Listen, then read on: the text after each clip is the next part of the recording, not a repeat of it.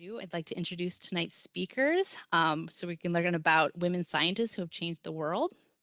We have Kathleen Hess. She's an associate professor of chemistry at College of DuPage, and Laura Burt-Nicholas, who's the reference librarian at the College of DuPage Library. Thank you so much, ladies. I'm going to hand it over to you now. Well, thank you, Courtney. I'm just going to give a little brief introduction. So I work with Laura at the College of DuPage. I'm a chemistry faculty member, and I teach health science course, students taking chemistry that are going into the health science field. So I started a project where we wanted to introduce the students to scientists and a molecule that they have developed that in some way changed our lives. And so we were approached about, someone approached me about giving a talk about women. And I said, oh, Laura and I have a group of scientists that we work with for our program. I think we can do this. So I want to thank Laura for joining me in this endeavor here. So what we're going to be doing is walking through a little trip through, there's so many different female scientists, but we sort of picked out a few that we really thought were very interesting. So we're going to go ahead and get started with our presentation of women scientists who changed the world. And our first scientist is Alice Augusta Ball, who was born in 1892 in Seattle, Washington. She was born to a family of Black professionals. Her father was a lawyer and a photographer. Her mother was a photographer at the time, and her grandfather was not only a famous photographer, but he was noted for his work as an abolitionist and focused his work on prominent Black leaders.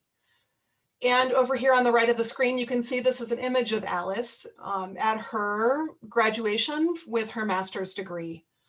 When Alice was a girl, there were two noteworthy developments in her life.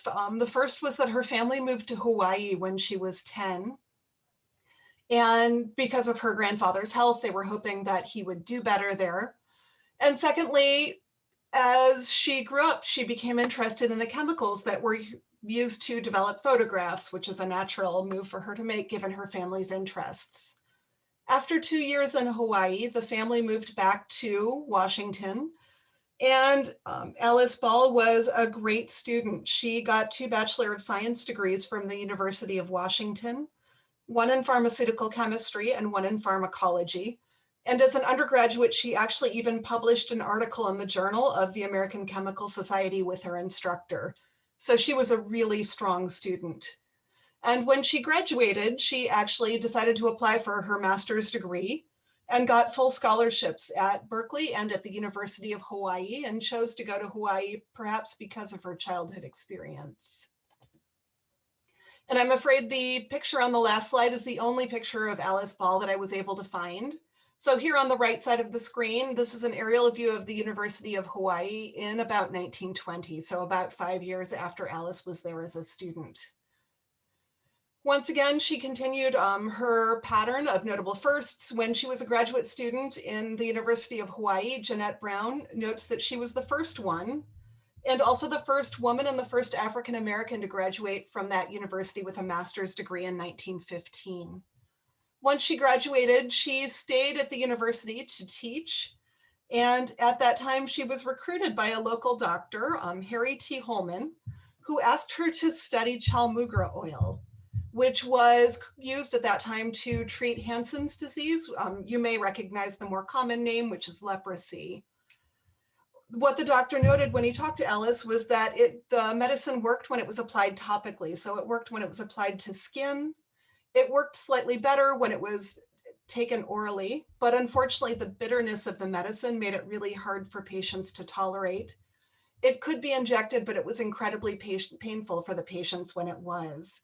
So he asked her, as a woman with a master's degree in pharmacology, if she could figure out a better way to administer this medicine. And she went back to her lab and developed something she called the Ball method, which made the active ingredient in chalmugra oil both water soluble and injectable. Unfortunately, right after she developed that method, she died at age 24. And there was a small controversy because the president of the University of Hawaii actually took her method and published it under his name. Dr. Holman actually wrote into the academic journals a few years later to give her credit for her work, but it did take a while to clear up. And let's take a moment now to think about her legacy. Even though she died incredibly young, right away in 1917, the University of Hawaii passed a resolution honoring her work. Also, the treatment she developed for Hansen's disease was actually one of the most effective and reliable up until the 1940s when a synthetic alternative was developed. Believe it or not, scholars, Pasternak notes that once the chalmugra oil had been administered by injection using her method, it was the first time in history that people with Hansen's disease were declared cured and allowed to go home. So this was an amazing discovery. And believe it or not, even as late as 1999, while chalmugra oil wasn't used to treat Hansen's disease anymore, it was used to manage psoriasis and eczema. And it was on the shelf in different herbal markets as well for other things. And over here on the top right side of my screen, you can actually see a missionary administering chalmugra oil to a patient.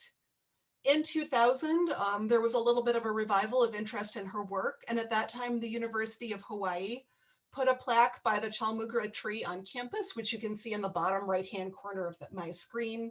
The Lieutenant Governor of the state, Mazie Hirono, also labeled every leap year day Alice Ball Day in the state to celebrate her work. The second scientist we have for you tonight is equally fascinating, I think. Gertie Radnitz-Corey was born just a few years after Alice Ball in 1896. And she was born to a Jewish family in Prague. Her father was a chemist, and the family was always interested in science. When she was 10, they put her in a school to learn social etiquette, but when it looked like she was interested in academics and science, they hired a tutor for her. Once she was done with that schooling, she decided that she would actually like to attend the university, which at that time in Prague was open to both men and women, but all university students actually needed to know Latin, math, physics, and chemistry, which were not normally taught to women.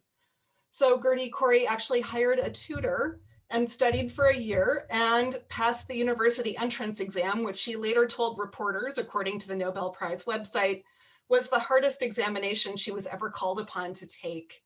So I don't know if there are any other college students in the room, but you might have some sympathy or empathy for her at this moment.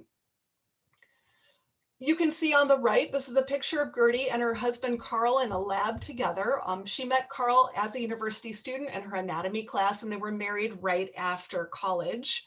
And I picked this picture because throughout their lives, the two of them would work together. They would share discoveries. They would focus in on the same topics and support each other in their scientific discoveries. Once they were married, they both got jobs in Austria. But right around 1922, due to some legacies from World War I, Carl actually immigrated to the United States in order to find a new job. And 6 months later, when he was able to secure a job for his wife, Gertie actually followed him. Once the two moved, were settled in the United States, they were actually working at the State Institute for the Study of Malignant Disease in Buffalo, New York, so the study of cancer. And at that time, they started their pattern once again of working together.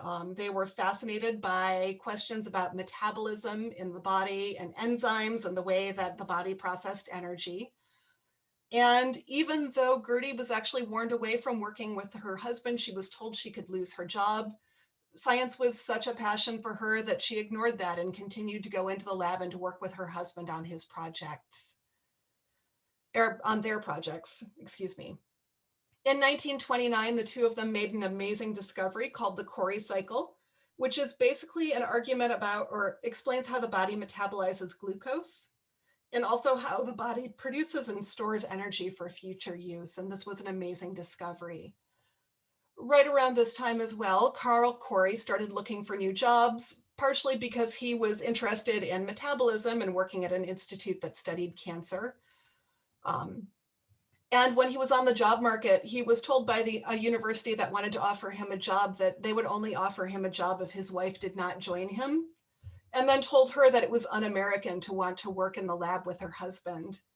And according to Negrin, an author who wrote a book about Nobel Prize women in history, later on, she told him what they had said, and he comforted her by saying, well, I have to believe that working with your wife is not un-American, it's just unusual right now.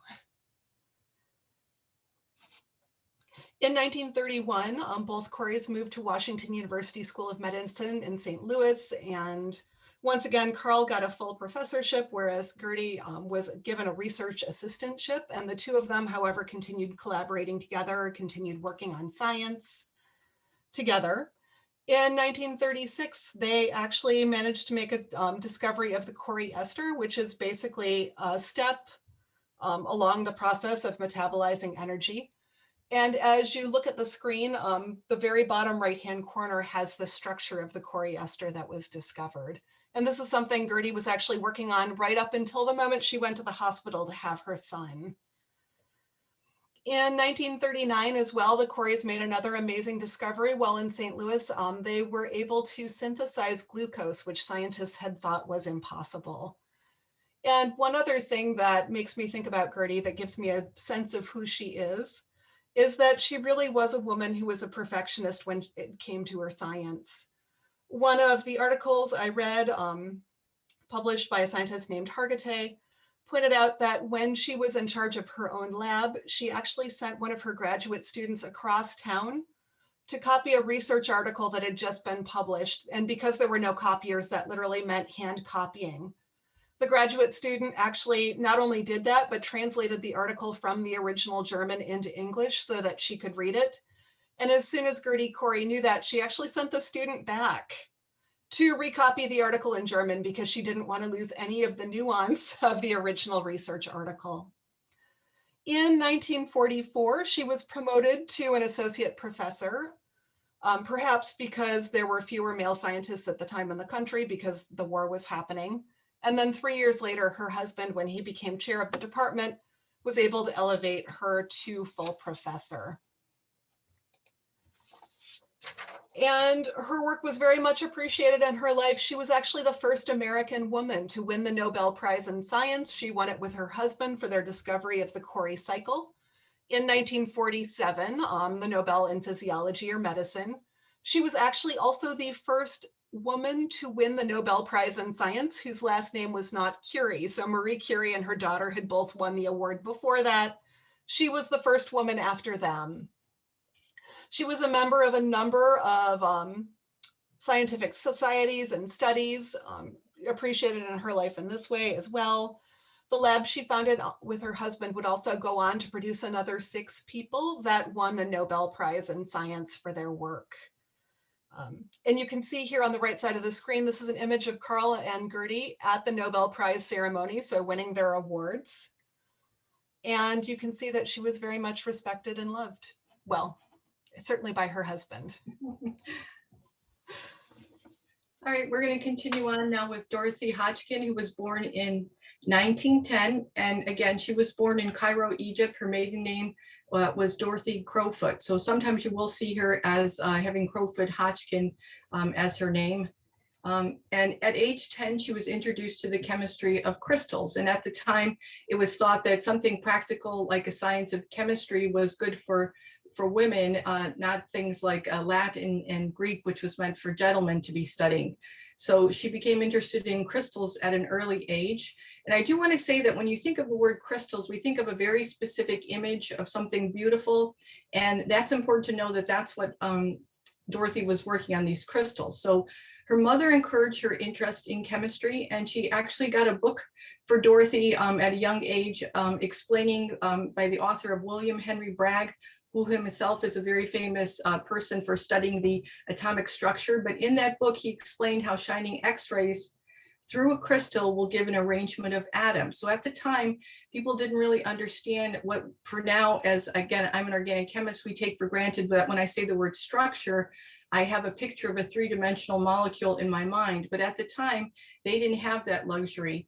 But using this new tool of X-ray technology was the starting point for learning that. So Dorothy became fascinated in crystals. So she went to the University of Oxford, and there she studied chemistry, and she specialized in X-ray crystallography.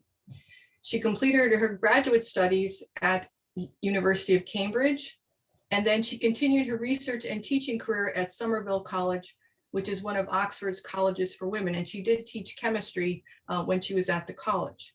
She did marry Thomas Hodgkin in 1937.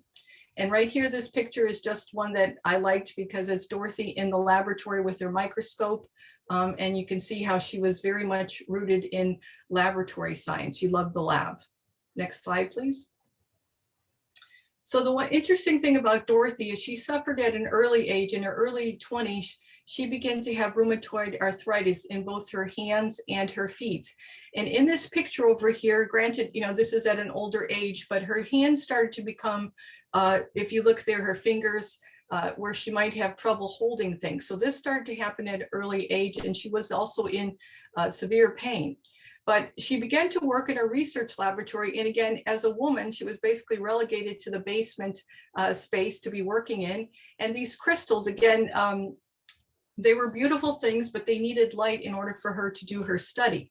So it turns out that the only in her research laboratory, there was only one large window, and it was up at the top.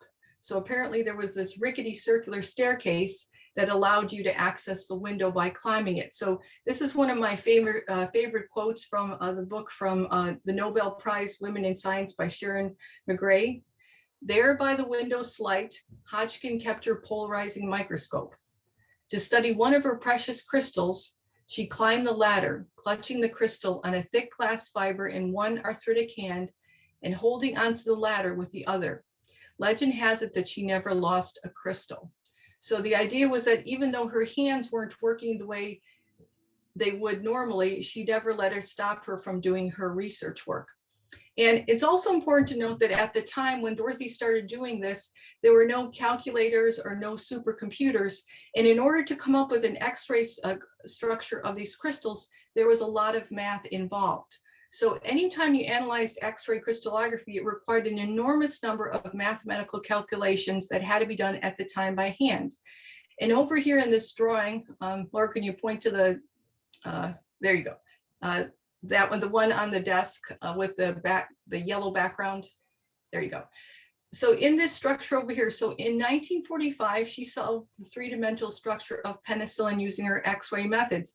And the way this works is those other films that are there where you see all those sort of dots on the clear plate, those are basically where you're getting what's called an electron density map, where you can find out the atom has protons and the electrons, and the electron is what's being picked up with the X-ray map there. So that was a topographical map that would tell you where the atoms were in three-dimensional space.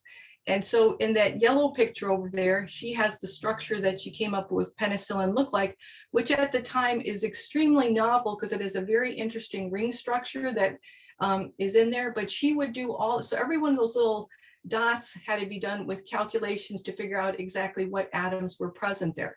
So she did that in 1945. And apparently she was quite a whiz at doing these crystals. And also, again, you have to make a crystal. So it's not just a solid, it's something you had to have a definite array arrangement in order to get good data from it. So she was very good at making the crystals. And then she was very good at analyzing the data that her method produced.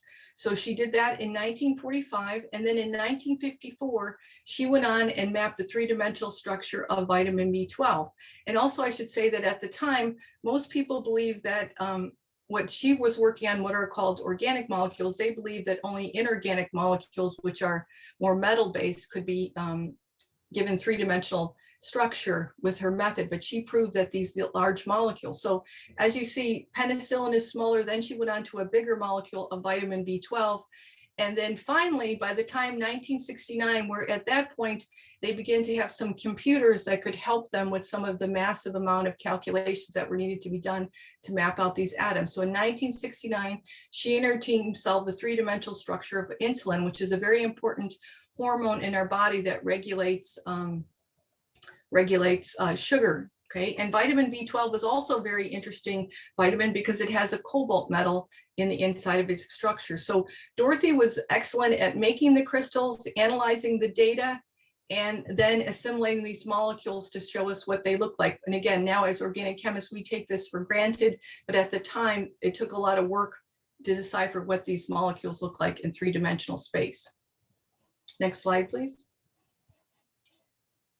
So over here, number 5 is just another diagram of the structure of vitamin B12, or again, that little pink could be the cobalt metal there. But again, so Dorothy, again, won the Nobel Prize in Chemistry in 1964. And she won that for her work on penicillin and vitamin B12, because I said she basically opened up the door for people understanding what molecules look like in three-dimensional space. She was appointed to the Order of Merit in 1965. And this is Britain's highest honor for achievement in science, the arts, and public life. She also received the prestigious Copley Medal, which she was the first and only to receive this award at the time. She was elected as a Fellow of the Royal Society in 1947, and shown in the picture over here with her regalia on, she was also the Chancellor of the University of Bristol from 1970 to 1988. So Dorothy really opened up the door for organic chemists to understand three-dimensional space, and really showed that regardless of what sort of physical ailment she had, she persevered and she achieved great things. Our next scientist is Frances Oldham Kelsey. She was born in Vancouver Island in British Columbia in 1914. She always knew that she wanted to be a scientist. She always loved nature and spent a lot of time there. She went to McGill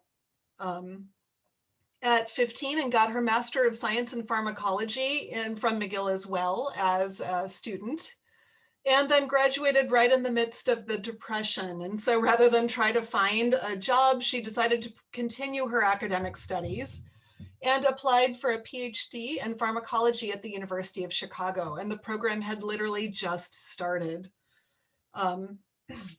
When she got admitted into the program, the department founder, who was also her advisor, Professor Eugene Geiling, sent her acceptance letter to Dear Mr. Oldham. And she later said that she never actually asked him if he would have accepted her if he had known from the very beginning that she was a woman. She did know that when he showed up, he treated her very well, like any other student, and she was happy with the work she got to do with him. And you can see here's an image of her in her work. As a graduate student, she actually joined Dr. Geiling in his work with the FDA. One prime example of that is in 1937, his lab got the job of looking at the elixir sulfanilamide. So sulfanilamide was actually a pill. It was used as an antibiotic, and it was known as a really effective medicine. But the drug company that produced it decided that children would have an easier time taking it if it was liquid rather than a pill. So they dissolved the drug in a chemical and then put it on the market. And unfortunately, horrifyingly, the new form of the drug actually killed people. And so Dr. Geiling and his lab were contacted by the FDA to figure out exactly what had happened, that the safe drug that worked really well had turned deadly. And the lab all worked together and discovered that the solvent, the way that they had made that drug liquid, was actually diethylene glycol, which was toxic. So that work actually directly led to the 1938 Federal Food, Drug, and Cosmetic Act, where for the first time, the federal government basically said that manufacturers had to prove that foods, that drugs, that cosmetics were safe before they were offered to the public. In 1938, Frances graduated with her PhD in pharmacology. She married another student in the program, Kelsey, and then she actually decided to go out and get her her MD degree as well so that she could work as a doctor. Her family moved to South Dakota. Her husband got a job there at the medical school teaching, and she would also teach at the medical school, but also worked with the American Medical Association as an editorial associate. What that means is as research articles would come in to go to the journals, she was in charge of sending them back out for expert review, for also editing the articles then before that they were published as well. In 1960, the family actually moved to Maryland because her husband got a job at the National Institute of Health. So Frances Kelsey reached out to her old contacts at the FDA who had asked her earlier about getting a job there and asked them if she could apply for a job, and they were excited to offer her one. After she'd been there about a month, they gave her a simple job to train her on the different processes that the FDA would use to go through allowing a drug to go on the market. And the drug that they gave her was thalidomide, which is the structure in the bottom right corner of my slide. It was considered a simple drug because it was already being widely used in Europe. And so the company sent all of their paperwork to Frances and her team. But when she started really looking at that paperwork, she noticed a couple of things. So first of all, she felt that their animal tests weren't properly reported, that their clinical studies were also problematic. She also noticed when the paperwork came in that some of the doctors that were vouching for the safety of this drug were doctors whose articles were regularly rejected when they came into her in her previous job at the American Medical Association. So perhaps inspired by her earlier graduate work, she asked the company for more documentation. And this started a cycle actually that lasted about 2 years. The company would begin to apply pressure because after all, the drug was being widely used in Europe. It was probably safe. They were losing money by not being able to sell it in the US. And she would turn around and request more information in areas where she didn't feel safe authorizing the drug. Towards the end of that time too, our understanding of pregnancy actually began to change a little bit in the medical community. Doctors used to believe that the placenta basically protected the fetus from having any kind of drug exposure if a mother would take a drug. And scientists had started to realize that wasn't quite the case. So when Kelsey actually went back and told the manufacturers of thalidomide that they wanted the drug to be prescribed to pregnant women, but had never actually tested it, the company, fed up, actually suggested that what they do was put the drug on the market and slap a warning on the box that said the drug had not been tested for use in pregnant women.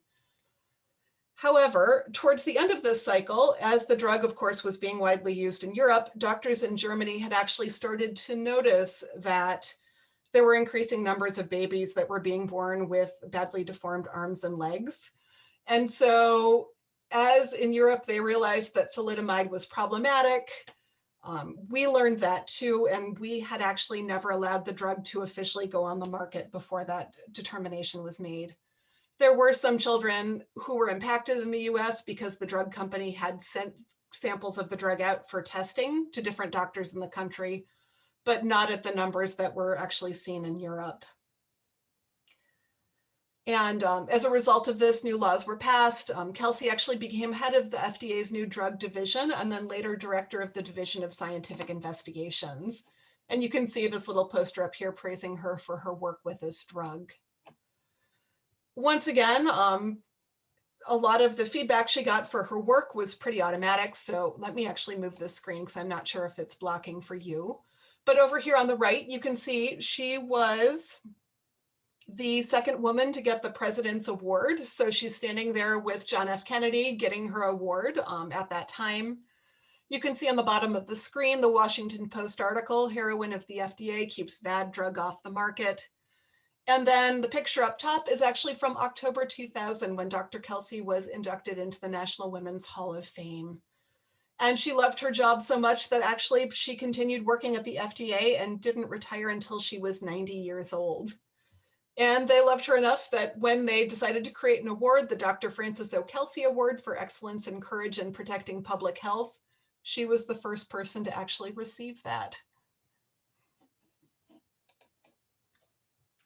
All right, our next woman of interest that we're talking about is Hedy Lamarr, and she was born in 1914. So she was born in Vienna, Austria as Hedwig Eva Marie Kessler.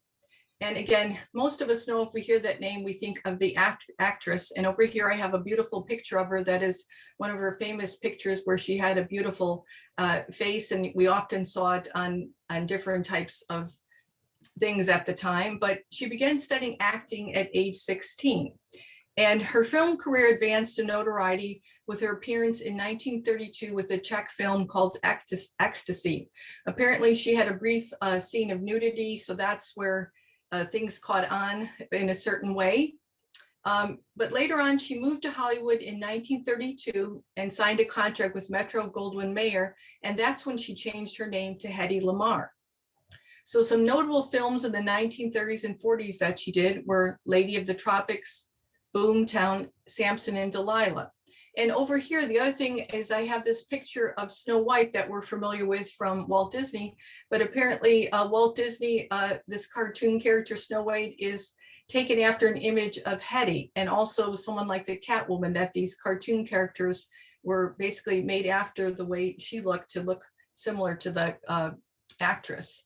And I became familiar with Hedy Lamarr because I was reading a book called The Only Woman in the Room by Heather Terrell. It's a historical fiction book. And I became very fascinated. First of all, the title of the book is amazing because it's called The Only Woman in the Room. And that's when I became interested in Hedy Lamarr and how was it that she is known for certain things other than just acting. Next slide, please. So again, a little bit topic. So while she was married to a munitions manufacturer, Fritz Mandel, she became familiar with military technology associated with torpedoes. And the way it was, this was during, again, before she moved to America, she was in Germany, married to Fritz. And he would take her to these meetings with all these high military officials, and they would talk about the military technology. And because she was a beautiful woman, they basically didn't consider the fact that she would understand anything they were talking about. So they had no trouble talking about all this top secret technology about military strategy in front of Hedy, because they thought there's no way she knows what's going on anyway.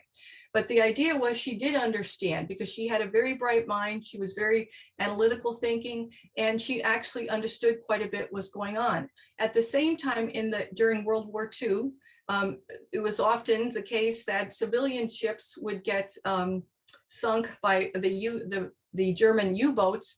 And this really bothered Hedy, that she wanted to do something to help the Allies to stop the torpedoes from killing the Allies and also innocent people that might be crossing in the ocean. So she came up with an idea. She was an inventor. She had a drafting table when she worked on her movies. She was always thinking about things, but she worked with a composer and a pianist called George Antheil to develop a torpedo guidance system that made it more difficult for the enemy to locate the torpedo in the water. So basically what she wanted to do is to have the torpedo guided through the water without being detected by the submarine that it was trying to target.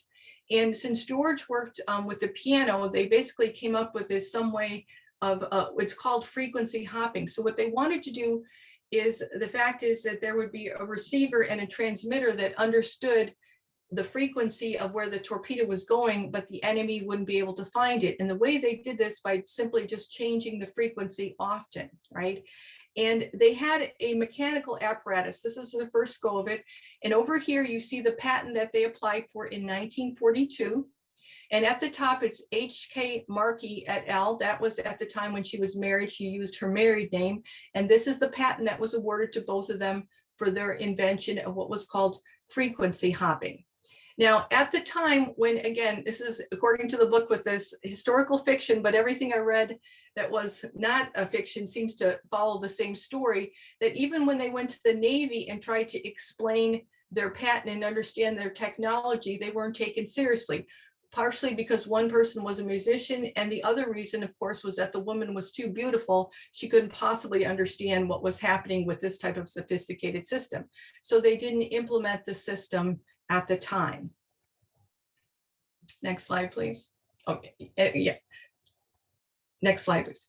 So it wasn't until 1957 that, again, technology changed. So in Hedy's first original patent there, they had a mechanical device that would be the one changing the frequency, which means it had more moving parts. Well, this was very cumbersome. So it wasn't until in 1957 that Sylvania Electronic Systems engineers modified their invention to incorporate electronic devices. So it made it much easier to change those frequencies around, as opposed to having something mechanical move the frequencies. And it's known now, again, I'm not a physical chemist or a physicist, so I don't understand the technology completely, but from everything that I've read, what he invented is the basis for what we currently use in our Bluetooth, our GPS, and our Wi-Fi technologies. Obviously, now the phrase is called spread sharing technology, but it comes from the basis, from her basic understanding of how it worked with the frequency hopping. And it was in 1997 that she was awarded the Electronic Frontier Foundation Pioneer Award. And then in 2014, she and George were posthumously inducted into the National Inventors Hall of Fame. And over here, I just have a picture. This is actually a picture from a movie that she was in. And I just loved it because she's got some test tubes there and some other gadgetry that look like science. So she was a very interesting woman in the fact that people looked at her for her face and thought she was a beautiful woman, and they discounted the fact that she might be very knowledgeable and be able to think about different technology and apply it to solving problems. Next, please. Yes. So our next scientist is our second crystallographer of the night, Otta Yonet. She was born in 1939 in Jerusalem to a family that was pretty poor. The family had moved from Germany to Jerusalem in 1933 as her father was a rabbi. And she mentions that as a child, they would get water once a week. They slept on the floor, things like that. Her father died when she was 11, so she then worked to help her mother with her sister, with chores around the house and with tutoring other students for money. And one thing Otta said is that as long as she can remember, she always felt that she wanted to learn more. She said, I was never satisfied with what the curriculum would give me. In high school, I always went to the school library and I read a lot and I enjoyed reading and learning enormously. And you can see over here, on the slide, we've got Otta in the blue in her lab. And then down below here, we actually have something that she created in order to be able to do crystallography in her lab. So as a student, she did her PhD at the Weizmann Institute and her postdoctoral work at the Mellon Institute, and then again at MIT. Once she was done with her postdoctoral work, she went back to Weizmann to form her own crystallography group. And she says at the time that she was the only one in Israel doing this work in the 1970s. As she was just forming her group, she started to form collaborators and made plans to head to Berlin to do some crystallography work there for a couple of weeks with friends. But right before she was supposed to get on the plane, she fell off her bicycle. She got a concussion and then needed an operation. So she got to Berlin about 5 months later than she was planned. So that project was nearly complete, but at the time she was talking to them and she noticed that they had a large supply of pure ribosomes. And so she asked if she could use those for crystallography so she could learn to determine their structure. The scientists there actually didn't expect much. Many scientists had tried to do this before, but the ribosome was so complex that a large number of people had tried this and failed. Everything from Francis Crick, Jim Watson, Aaron Klug, Alex Rich, many others as well. And of course, as you all know, so the ribosome is actually a part of your cell that creates all of the proteins needed for life. So it builds hemoglobin and insulin and things like that. So Otta started working on this. She had some insights into ways to make her crystallography work a little better. She actually realized that using ribosomes from polar bears might actually function better in crystallography than other things. So by the 1980s, she had started to get some initial success in determining the structure of the ribosome. And by the mid-1990s, despite everyone being a little bit skeptical of this work before, she had advanced enough that there was growing interest from the field and other scientists started to compete with her to see who could get this structure first. In 2000 to 2001, 3 labs between them managed to map out the structure of the ribosome, and Otta's was one of them. And over here on the right side of the screen, you can see exactly why this was the labor of decades. This is actually a ribosome right here, and you can see just how complex and amazingly detailed these drawings are. For her work, she was awarded the 2009 Nobel Prize in Chemistry. She was the first woman from Israel to win the Nobel. And her work has actually impacted the study of antibiotic function and antibiotic resistance. So as a society, we become more aware of antibiotic or resistance among different strains of bacteria like MRSA. Hopefully Otta's work will play some role in the way that we'll take to combat those antibiotic resistant bacteria. And over here on the right, you can see here she is at her Nobel Prize ceremony standing next to King Carl of Sweden on her way into the room. Next, we have Tu Youyou. She was born in 1930, and she's still living. And I like this picture because she looks very tranquil there, so I love this picture of her. So she was born in China, and she became interested in medicine after her own battle with tuberculosis. She attended Peking University from 1951 to 1955. Then she graduated from Beijing Medical University School of Pharmacy in 1955. After that, she trained for over 2 years in traditional Chinese medicine. Now, traditional Chinese medicine is basically rooted in studying herbal herbs for medicine, and it also approaches healing in terms of treating the body, in terms of looking at balance, harmony, and energy, as opposed to Western medicine that looks at healing as far as sort of targeting specific things in the body and trying to fix them, where the traditional Chinese medicine sort of looks at the whole being and wellness. So she began her career at the Academy of Traditional Chinese Medicine in Beijing.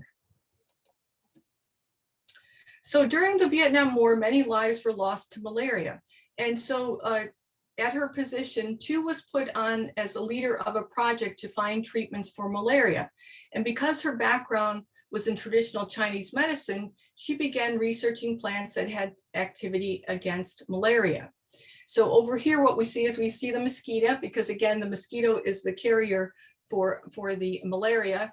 And again, what she was looking at is plant extracts that, again, if you've ever seen, like you might have bought essential oils, it's very easy to take certain spices and you boil them and you can pull out various components. There are these organic components that might have some properties.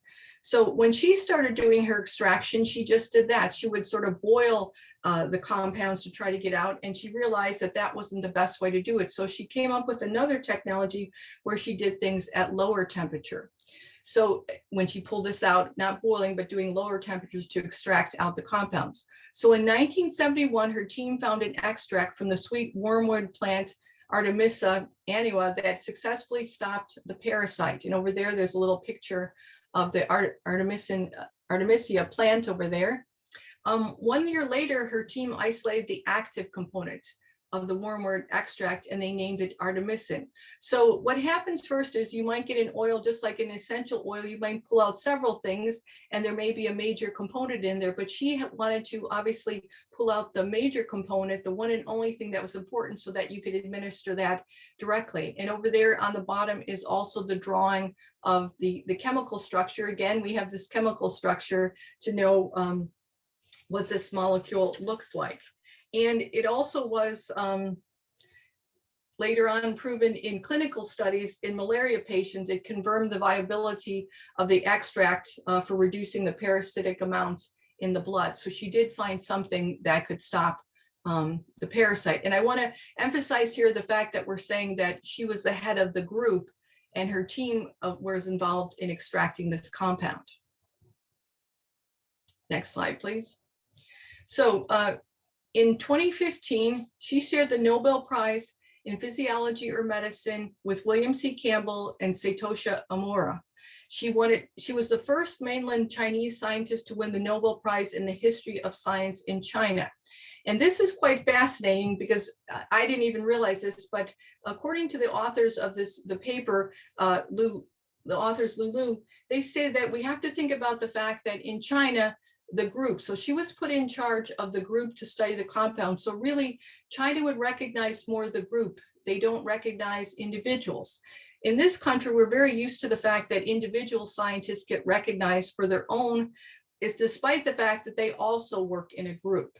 But in China, the group gets credit over the individual. But the fact that she got the credit is very different, and also changes the way that maybe the fact that maybe more Chinese scientists can get international recognition. So she did win the Nobel Prize for discovery of the anti-malaria drug artemisinin. As far as her awards from China, she was awarded the Order of the Republic in 2019, and this is People's Republic of China highest order of honor. She was also awarded the Warren Alpert Foundation Prize in 2015.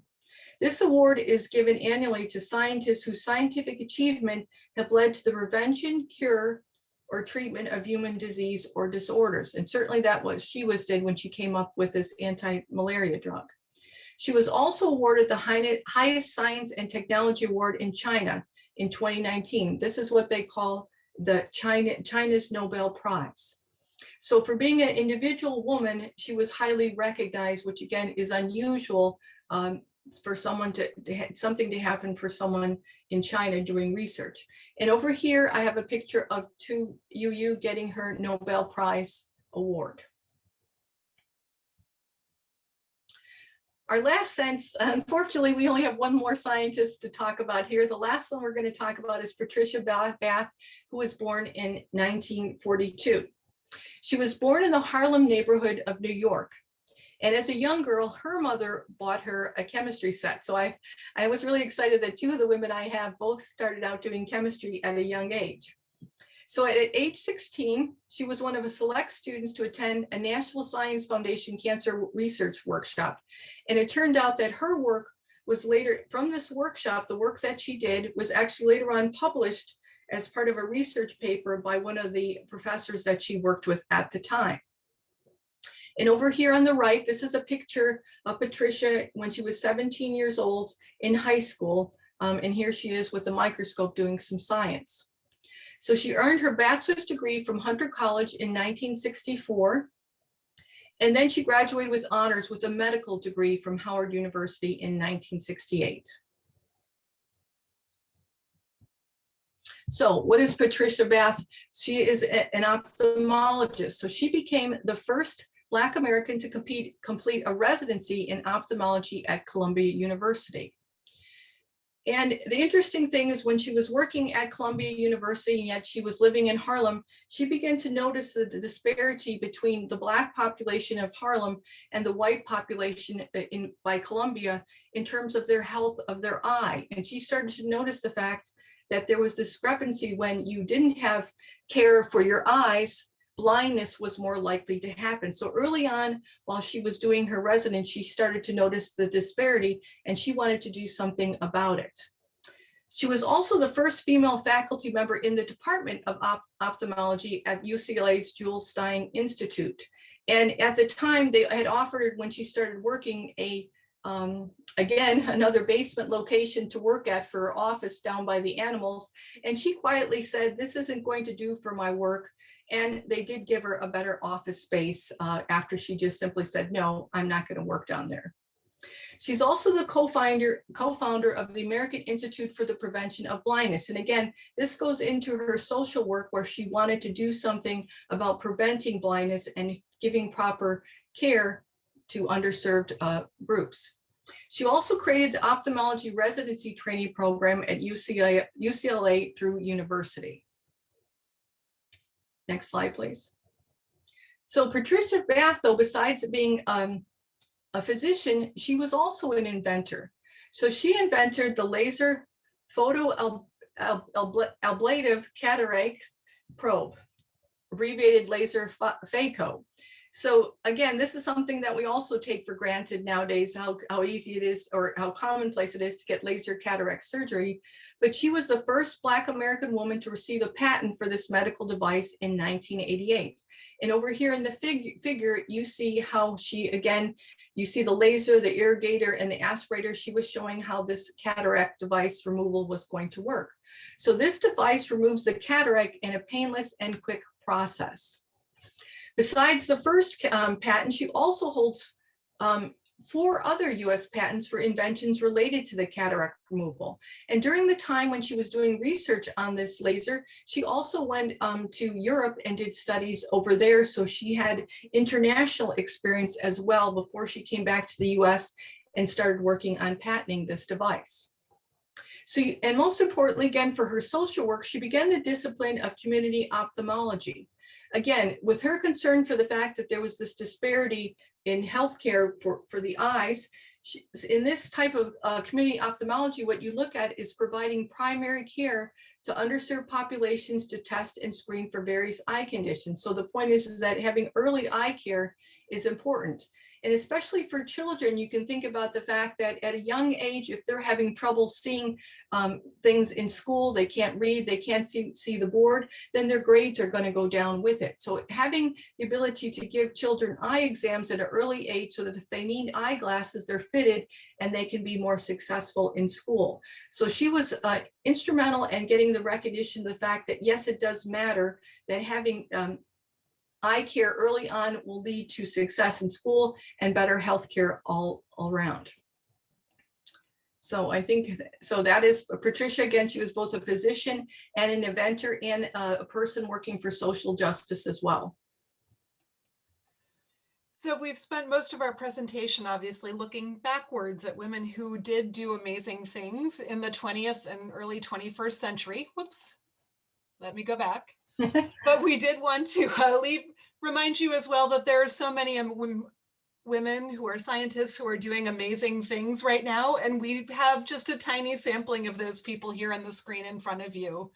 So over here in the left corner, these two women together are Jennifer Dudena and Emmanuel Charpentier, who invented CRISPR, which is a system of genetic engineering that made that process much easier than it ever had been in the past.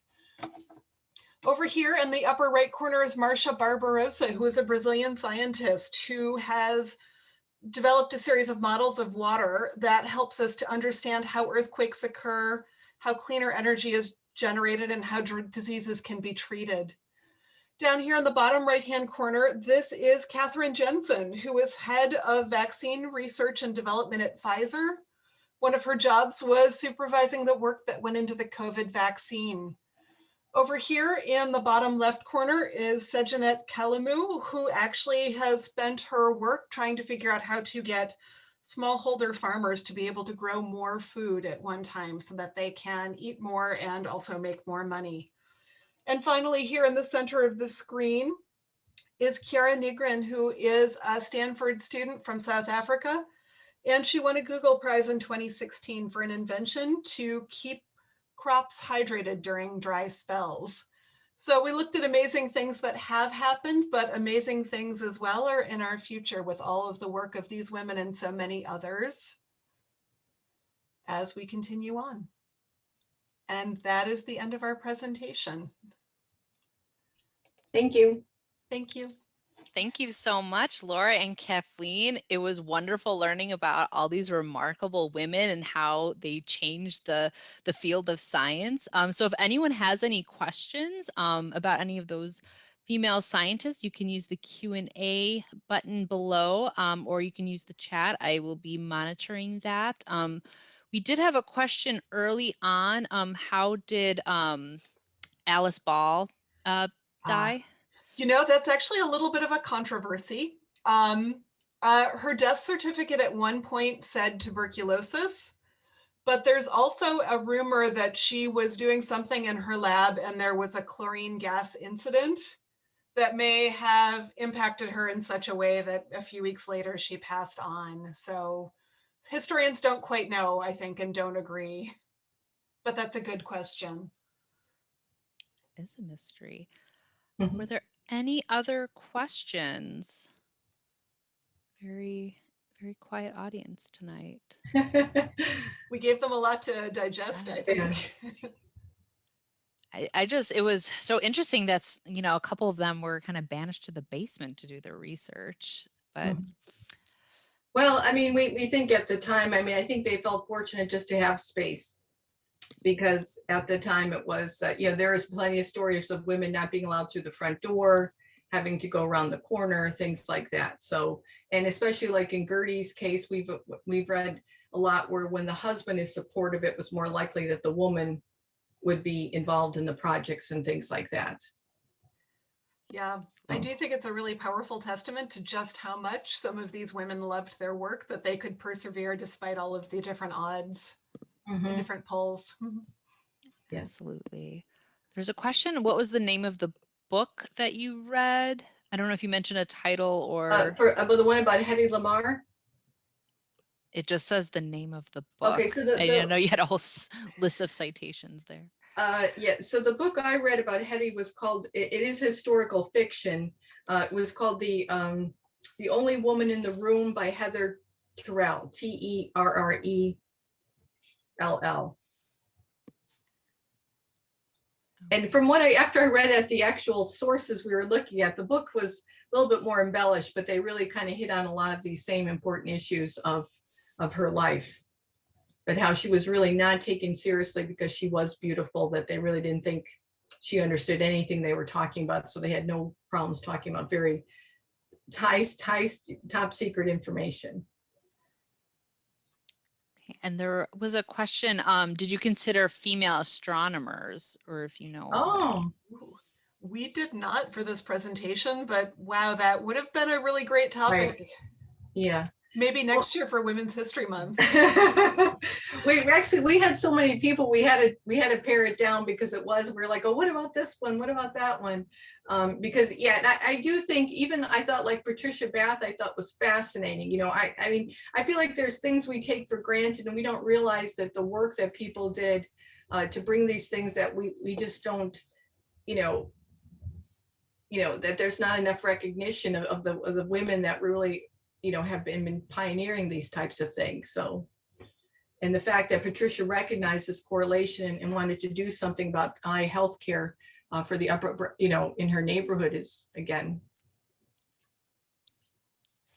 So. Oh, Vera Rubin discovered dark matter. Oh. Was it yeah. Okay. Mm-hmm. One of the things that Laura and I have also found out that, as she said, even with her first scientist, when we try to find, as part of our programs, we are trying to find a historically underrepresented scientist. Their work is oftentimes claimed by someone else, and it becomes very difficult to make the direct correlation. It's only now that we are starting to realize that people are starting to unearth some of the things that have happened in the past. So. Absolutely. Well, I don't see any more questions, so I think that is a good place to stop. It is exactly 8 o'clock on the dot. Thank you so much, Laura and Kathleen, for educating us. Very appropriate for Women's History Month. And thank you all for joining us. Have a wonderful night and keep researching these wonderful female scientists. All right. Thank you. Thank you. Have a great night, everyone. You too.